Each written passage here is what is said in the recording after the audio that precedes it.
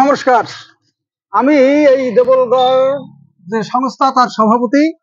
আমাদের এই সংস্থা গড়ে তুলবার বহুদিনের ইচ্ছা ছিল, কিন্তু ব্যক্তিগতভাবে বা আমরা যারা এখানে উপস্থিত ছিলাম গ্রামের লোক, তারা কেউ কেউ কিছু কিছু আমরা সংগ্রহ করে আমাদের সংগ্রহ নিজেদের ব্যক্তিগত সংগ্রহে রাখতাম।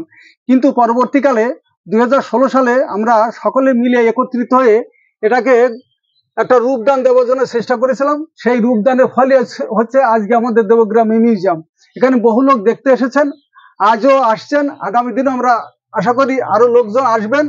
আর এটা যাতে আমাদের উন্নতি হয়, আমরা এই মিউজিয়ামের যে জায়গাটা আছে সেটা রক্ষণাবেক্ষণের জন্য যথার্থ নয়, সেজন্য আমরা চাইছি যে রক্ষণাবেক্ষণের জন্য একটা বড় গৃহ নির্মাণ করবার জন্য আমাদের একটা আবেদন রাখছি আমরা সাধারণ জনগণের কাছে।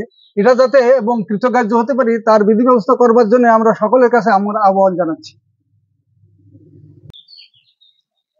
নমস্কার, আমি ডক্টর চন্দ্রচূড় গোস্বামী, বৃহত্তর স্বস্তিক নিউজ পরিবার এবং web journalist association of India, যা গণতন্ত্রের চতুর্থ স্তম্ভ। আপনারা সবাই জানেন যে ভারতবর্ষের যে ইতিহাস, সেই সঠিক ইতিহাস মানুষের কাছে তুলে ধরার জন্য ইতিহাস পুনর্নির্মাণের কাজ কিন্তু শুরু হয়েছে এবং এখানে আমাদের প্রত্যেকের অংশগ্রহণ করা অত্যন্ত প্রয়োজন। আজকে ভারতবর্ষের বিভিন্ন জায়গায় এমন অনেক না জানা ইতিহাস ছড়িয়ে ছিটিয়ে রয়েছে।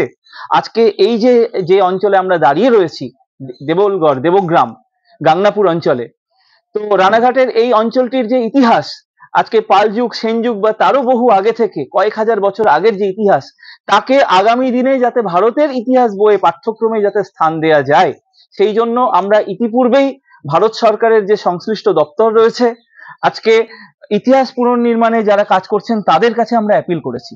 আমরা আবেদন করছি ভারতবর্ষের মাননীয় প্রধানমন্ত্রী নরেন্দ্র মোদীজির কাছে, এবং এই অঞ্চলের যে ইতিহাস, তথ্য সংস্কৃতি এবং অবশ্যই পর্যটন বিভাগ, সেই ডিপার্টমেন্টগুলোতেও আমরা অ্যাপিল করছি যাতে তারা এই গাংনাপুর অঞ্চলের দেবগ্রামের যাতে ইতিহাস সংরক্ষণে সহযোগিতা করেন।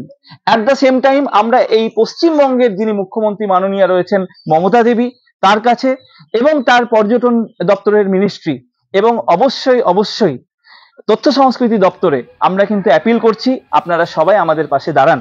আজকে আমার সাথে আমার সহযোদ্ধা হিসেবে আমরা WGI বিশ্বাস করি যে কোনো অঞ্চলের ইতিহাস যদি তুলে ধরতে হয়, তাহলে সেই অঞ্চলের যারা ভূমিপুত্র বা সেখানকার মাটির যে সংগঠন, তাদেরকে ব্যতি রেখে কখনো কোনো কাজ এগোনো যায় না।